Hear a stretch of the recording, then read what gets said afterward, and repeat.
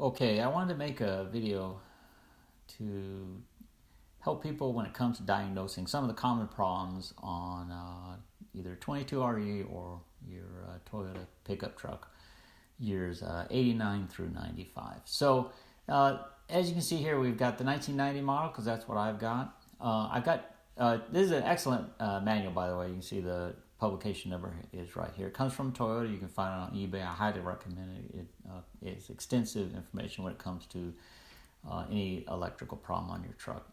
Most people, when they contact me through YouTube with questions, it kind of falls into one of these two sections. We've got the power source up here, which is kind of how the battery provides power into the different sections of the vehicle. And then we've got the engine control section here. You can see I've kind of strung together three of the pages that are related to your engine ECU, your airflow meter, throttle position switch. Over here you've got the diagnostic port, which is next to the fuse box under the hood. You can see also some of the sensors that the motor relies on in order to keep everything running the way it wants to. And then you have the power coming in from the ignition fuse and the 15 amp EFI fuse, which this fuse specifically can be found in the fuse box under the hood there in the engine compartment, as can this EFI relay, which works in tandem with it. You can see over here, for example, we have the ignition switch and its subset of fuses here. I'm going to be primarily discussing what goes on over here, as well as the circuit opening relay, which is something that gives people a lot of problems when it comes to trying to figure out why their truck won't run. Okay, so excuse me. Let's start with the kind of how the power feeds into the truck. So you've got your car battery up here. Some of its power goes directly. So, for example, when you see the fuse here, the 15 amp hazard and horn fuse and the dome light, it's directly off the battery because those things need to function, whether you've got the key in the ignition or not. You can see power routes through these main alternator fuses here. I'm not going to cover the alternator function, the charging function, but more or less when the alternator turns, it's just providing electrons back to the battery to charge it. So, with regard to turning on the vehicle, you've got your ignition switch right here, and there's actually two contacts inside the when you turn the key. And you can see you've got accessory, ignition 1, ignition 2, and you've got your starting position over here, which cranks the starter. So when you turn the car on, there's basically two positions. You've got your accessory, or you can turn it over to on. So if you look carefully on this contact right here, it's bridging power either through this white and red wire to this part of the ignition switch, or it's coming in through the alternator fuse stuff up here. So when you have power coming into the ignition switch and you turn it on, it bridges across over to here. You can see that when you're in the accessory position, it's only providing power down through this blue-red wire to the cigarette lighter and the radio, and that allows you to turn the car on, not turn the ignition on, but just turn the car on so you can listen to your radio and what have you. And this gang of fuses here is actually in the lower left kick panel next to your foot where the clutch pedal is. If you pull that little panel off, you'll see all these fuses in a fuse box there, and you can use that for diagnostic purposes and checking your fuses. You can also bridge in other power for devices. So say, for example, you've got a radar detector or something and you want it to turn on when your gauges come on, or when the ignition to the fuel injection system is running. You can tap off of these points in the fuse box, for example. And this little area here shows you when you have power coming from the battery across the ignition switch into these fuses. Also, you have kind of a excuse me, my voice is a little hoarse today. You've got also power coming into this 15 amp EFI fuse, which is in the fuse box under the engine compartment, and it is also represented over here, as is the 7.5 amp ignition fuse, which is this little guy right here, which only receives power when the ignition key is turned on. You can see also you have things like your heater relay, your headlight relay. So the headlight relay has its own dedicated circuit that goes directly back to the battery. It's controlled by the column, the little switch on the column. There's a sub page in the manual that gives real specific details on the wiring, but they kind of touch on it here. So you can see that if you activate the headlight relay, it turns on the power going into the fuses that lead off to your headlights. So you can kind of get an idea of what's going on there. So when you turn the ignition on, you're primarily providing power through these two fuses. The ignition fuse, 7.5 amps in the kick panel to the left of your foot, and the 15 amp fuel injection fuse that's under the engine compartment. And these two work together with the EFI main relay, which is also in the fuse box under the engine compartment there. And it is primarily responsible for making sure that the fuel pump, which is pictured right here, is receiving power to provide pressurized gasoline to the fuel rail that mounts on your intake manifold. And this relay here brings power into the system. The circuit opening relay, which is a relay that's located to the right of your glove box in a panel under there, kind of next to where your ECU is, sort of. It is responsible for a two-phase controlling relay that handles power to the fuel pump. And you may be saying to yourself, why is it a two-phase, not just a single phase? Well, because when you crank the starter right here, and here's your ignition switch, and here's the starter circuit, it brings power into this coil, which closes this relay. That brings power across the EFI fuse and the EFI main relay, which is controlled over here by the power coming from turning on the key to the car. And it bridges this gap here and provides power momentarily while you're cranking the starter to the fuel pump. That pressurizes the fuel rail, the starter turns the motor, and that makes sure that there's pressurized fuel to get the show going. In other words, start the motor. Now, when you turn the key away from start and to on, obviously you kill this part of the relay. However, this part of the relay now takes over control, and so if we look, it is receiving its connection through a switch which is located inside of the airflow meter, and that's the little thing the little computer-looking deal that sits on top of your air box there with the air filter. And inside of that, you have a potentiometer, which is connected to a door. If you can actually pop the little cover off the top there and look inside it if you want.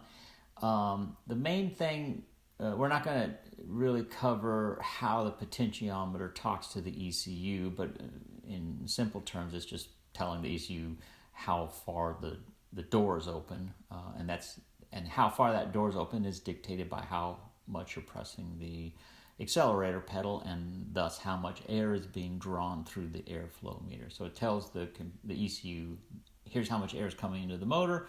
That lets the ECU use a fuel map, which figures out how often to pulse the fuel injectors, which are shown here, by the way. And it's interesting to note that the fuel injectors are wired in tandem. Number 1 and number 3 fire together, and number 2 and number 4 fire together. They all share a common ground, which terminates at the bolt underneath your intake manifold on that little bracket which runs over to the block. So that's something to check. It's a brown and red wire. You always want to make sure that's a good clean ground to the chassis for the sake of your fuel injectors, which have to fire pretty fast. Okay, so when this contact, FC and E1 bridge, and they bridge anytime that door even opens a tiny bit. So when the motor turns and creates a vacuum and draw through the intake system, the air system there, the flow meter door cracks open immediately, bridging this gap, and the circuit opening relay continues to provide power to the fuel pump. So this little relay is very important. It's, as I mentioned, it's over to the right of the glove box. If anything goes wrong with this relay, you're going to have major problems, because either you won't get fuel when you crank, if this side's not working, or once the motor begins to try to start and control or power to the relay is handed off to the connection inside of the airflow meter. If anything fails with this contact or this wiring or this part of the coil, then the truck will stall, even though it feels like it wanted to start. So that's something to be aware of. And of course, you have to make sure that this relay is functioning properly, so that you have power coming to this relay. So a lot of people, and myself included, when I first had the truck, I had no idea that there was this kind of tandem relay, handing control back and forth to the fuel pump. I believe it's a safety measure with Toyota, so that if the motor stops, this contact will open as the door in the airflow meter closes, and thus it'll shut off the fuel pump, for example, in the event of an accident.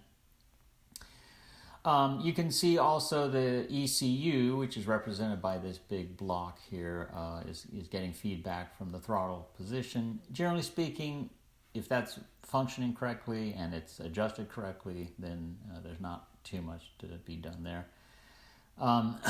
Excuse me. You can also see the ECU receives feedback from the EGR, gas temperature sensor, the water temperature, different sensors, the NOx sensor. That's really beyond the scope of this. But what is interesting is how this section here interfaces with some of the wiring over here. So what this is that little diagnostics box, which is kind of hanging off of the fuse box under the hood. And most people, their first experience of this is when you have to bridge over, I believe it's E1 to something, so that you can set the base timing, and that tells the ECU, hey, don't advance the timing, because this guy's over there with a timing light trying to get it to 5 degrees or whatever you run it. I run mine at 7.5 degrees, but 5 degrees is the factory setting. So that's what this little diagnostics box does. You can also tap in and get the actual voltage levels from your oxygen sensors, the primary, the upstream and downstream oxygen sensors. You can also pull off the pulse for the tachometer directly right here with IC minus. So if you follow that wire, you can see it runs right up to the igniter, which is that little box that sits on top of your coil on the fender well there, and it's the exact same wire that goes right to the dash if you happen to have a tachometer on your dash. So you can see it's bridged right there, and it comes right there. So that's handy if you're trying to run a scope or something and you need to have the engine RPMs while you're working under the hood.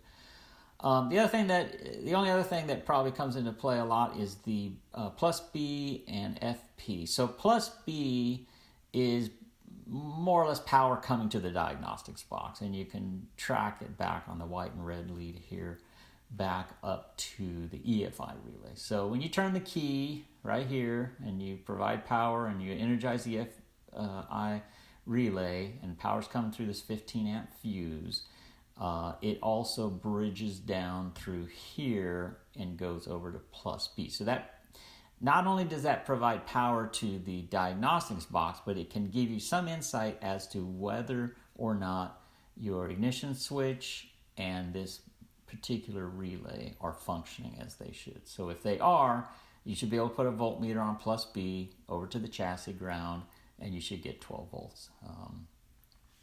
The other thing is, if you look, you can see that the 15 amp relay goes through and powers the ECU over here. So if you ever want to reset your ECU and wipe out the trim tables on the air fuel map, all you gotta do is pull that 15 amp fuse out under in the fuse box under the hood for probably 60 seconds is good enough. I usually do it for 5 or 10 minutes, even though that's overkill. But that will kill the power to your ECU. And the ECU, I may have mentioned, is also located to the right of the glove box underneath that little panel. Although you typically do not need to mess with the ECU. It's unless your truck was sitting at the bottom of a river for a couple months while you towed it out. Most likely the ECU is probably pristine inside. I've opened mine and it looked as good as the day it rolled off the showroom floor there. So generally speaking, unless there's been a flood damage, you don't need to mess with or worry about the inside of the ECU. At most, maybe the connector out here, but even then, usually that's not a problem. The only other thing to be aware of in the diagnostic port is the FP, pretty much. And what that is that's a hard line directly to your fuel pump. So you can see if you follow this blue wire right here, it goes directly to the fuel pump, and the fuel pump is connected on one side to that wire and the other side chassis ground. So what that means is if you turn on the ignition and you bridge plus B to FP, that will turn on your fuel pump. If you are for some reason not getting 12 volts at plus B, you can actually just jumper FP directly to the hot side of your battery, and if your fuel pump is functioning, it will power it directly, and there is no relay, no switches, nothing in between those. So it's as good as taking the fuel pump out and connecting it directly to your battery if you run a hot lead to FP, assuming that the ground and the harness is okay for the other side of the fuel pump. So that kind of gives you a little bit of an idea of the engine control and how it functions to get your truck up and running. Also over here, the power source kind of shows you a little bit about how the power is moving from the battery through the different systems, primarily what happens when you turn the key on, and what's the difference between accessory on versus start. Where is the power going? And again, this fuse panel here is on the left kick panel by the clutch pedal if you remove that little thing. And that's actually where I wire in some of my stuff. So for example, if I want something, some of the gauges that you've seen in my other videos, I want those to only be on, not while I'm sitting in the truck listening to the radio. I only want them to be on when the motor is getting power, or when the gauges are getting power. So then I bridge off of fuses up here as opposed to fuses down here. And you can see this gauge one also back loops kind of over here to provide power to your heater relay. So that explains why you can only use your heater in certain situations and stuff. So anyways, hopefully this has covered kind of some of the main areas that people run into when they're trying to figure out why their truck that they just bought or that has been sitting doesn't function correctly. I hope it's been beneficial. If you have any questions about anything, I'm more than happy to try to field those. I try to keep up on the comments on all my videos as much as humanly possible. If this video has been helpful to you, please consider clicking the like button and subscribing to the channel. I may be doing some more electrical subsections in the manual if this one is well received, so let me know what you think. Okay, thanks very much for watching.